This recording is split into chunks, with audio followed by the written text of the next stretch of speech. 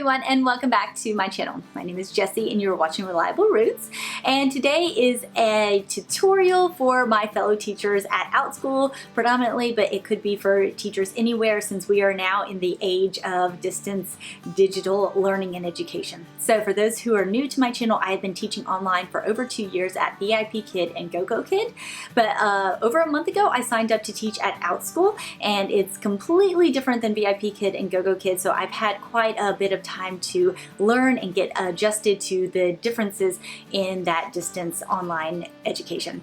And I wanted to share some of the tips and tricks I had personally with using Zoom specifically, things that you might need to know in your own classrooms. And we are about to get started, but be sure to stay to the very end as I have 2 videos that you can download however you do on your computer, screenshot it. I will also be posting these videos separately if you would rather download them that way. They are free to use in your classrooms, but they are 2 videos to help your students learn how to use Zoom really quick in case you have new students who have never used Zoom before and they might have trouble unmuting themselves or figuring out the video or something along those lines. The other video is on annotations because I've had a number of students who could not figure out how to annotate on the screen. So if you use any kind of whiteboard or Google Slides or anything in your classroom and you need them to circle on the screen, that video is for you, free to use in your own classroom. So without further ado, let's get into it. Okay, so now we are inside the classroom. If you are a teacher on Outschool, you have to go into the classroom on the website and click on the Start the Live Meeting button in green in order to start your classroom. You cannot just start up Zoom and invite the students in. It does not work like that. The students will actually enter in through the classroom will enter the Zoom platform through the live classroom meeting button on Outschool. Right now you can see that I'm already in my classroom, and I'm going to first of all show you that I have someone waiting, and that someone is also me.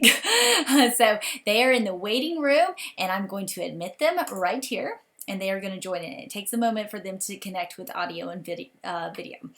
So there's hello. Also known as me.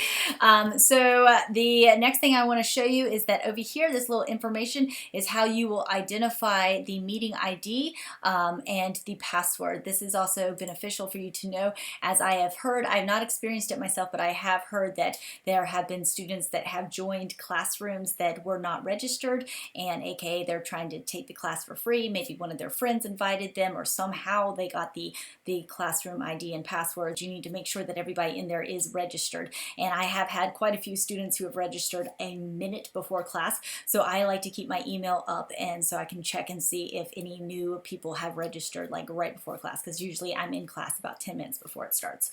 The next thing that I will show you is over here. These are the mute and the video buttons. So over here you can ask this person to start their video, and I'm going to show you what that looks like on my laptop right here. It's not too clear. Oh wow, that's trippy. So over here they will have a little button that says start my video whenever you ask them to do that, but I'm going to deny that right now.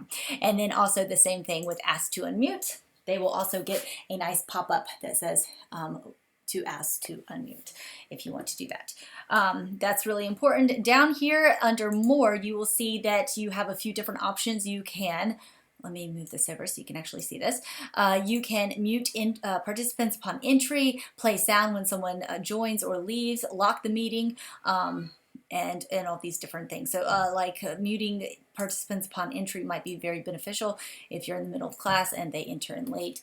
They might be talking and stuff like that, so that might be something that you want to do. This is something that has not happened to me, but it's very good to know. Say you have a participant who is unruly and you have warned them, you have followed the classroom rules, or you have gone over the classroom rules with them, you've given your warnings, whatever it is that you do in your own classroom. So then over here under more, you can actually put them in a waiting room, which is kind of like a little timeout. So then you put them into the waiting room until you can contact support or whatever, again, it is that you do in your classroom rules.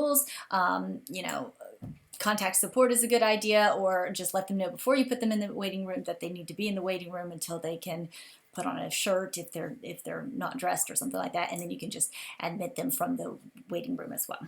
However, if they are still unruly, again, never had to do this. I hope that I never have to, but you can actually remove them. And then, of course, you would want to contact Outschool and the parents and let them know why you had to remove them. Vulgar language or obscene gestures or any of that sort of thing. Another button that you need to know is the mute all button, and that way you can mute all the participants, and it'll have a little check that allow participants to unmute themselves. If you want to check that, again, that depends on your classroom situation. Sometimes you have kids that will constantly unmute themselves, so you might not want them to have that ability.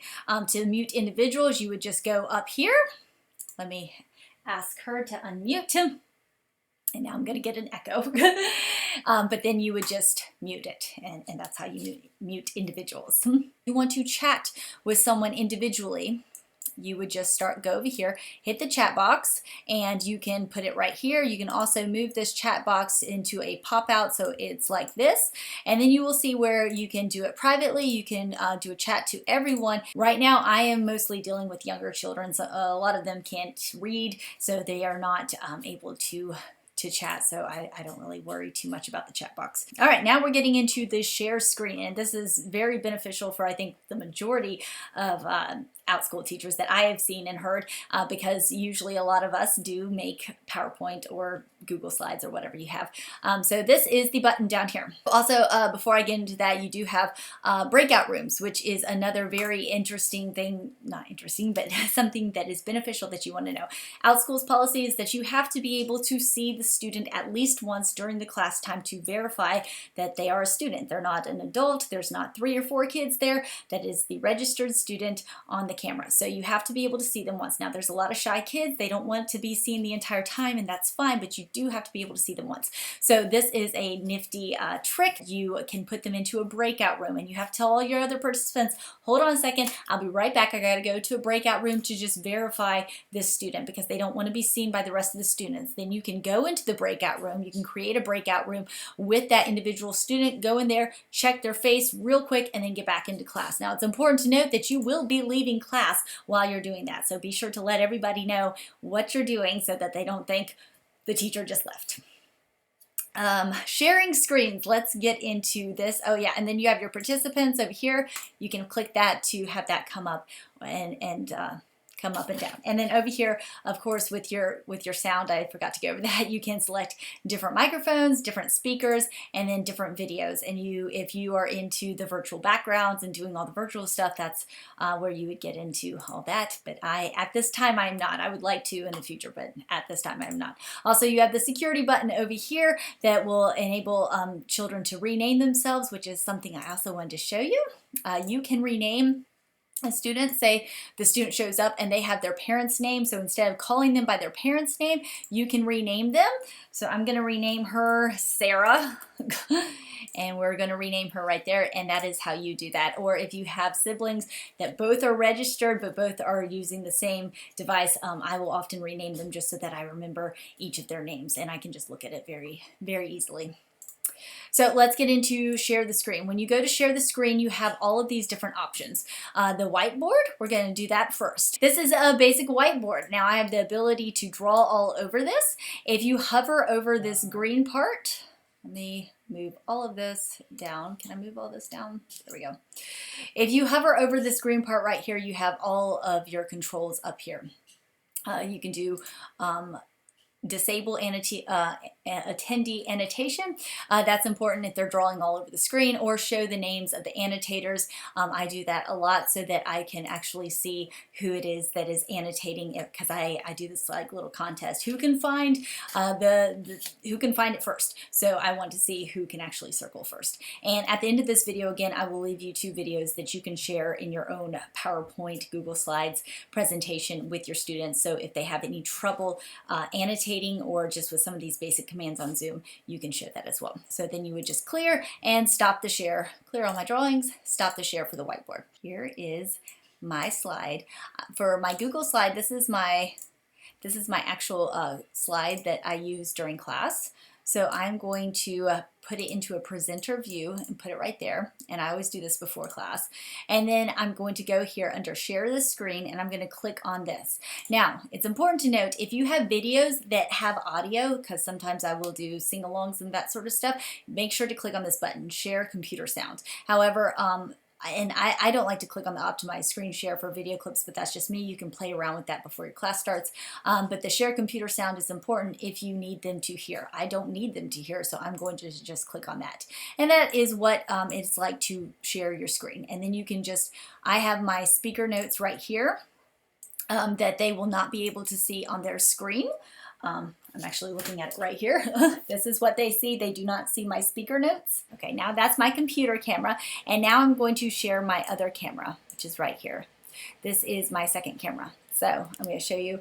I can actually be talking while I'm not going to show you my desk because it's a mess. Let me show you. I'm going to show you my backboard over here. So this is very nifty if you're doing any kind of crafts that you need an extra camera and you need to show the students what your hands are doing. That is very beneficial for this arts and crafts class, and I'm sure probably 1,000 different other classes. So let me just switch back because I really like that camera a lot better. Okay, and then the last thing is very similar to that. That I will show you, and that is using your iPhone or your iPad via a cable or via the AirPlay. So I'm going to show you what that looks like. I have an iPhone 8, I believe. Here's my phone. So then I'm going to go under this setting. Again, this is iPhone 8. It'll show you iPhone iOS or earlier. Swipe up from the bottom. So then you see the screen mirroring, and then it'll say Zoom on my Mac. And I'm just going to type on that. And now I can actually share my screen. So let me share with you. We're going to go over to Pinterest and check out what's on Pinterest. So there you go. I can share that with all my students. And that is how that works. So I hope you found the information beneficial. If you have any questions or comments, leave them in the comment section below. If you have any tips or tricks, I would love to hear about those as well, and how you use Zoom in your online digital classroom. And if you want to see more videos like this, please be sure to give it a thumbs up. Don't forget to check out these 2 videos I have specially for you, for your students in class. These are specifically for like the younger students who might have trouble circling or even just unmuting themselves. I will also post these videos separately for you to use if you would rather just take them that way. However it is that you take them off of YouTube, you are more than welcome to use them and put them into your Google Slides or PowerPoint presentation. Thanks so much for watching, and I'll see you guys next time. Bye!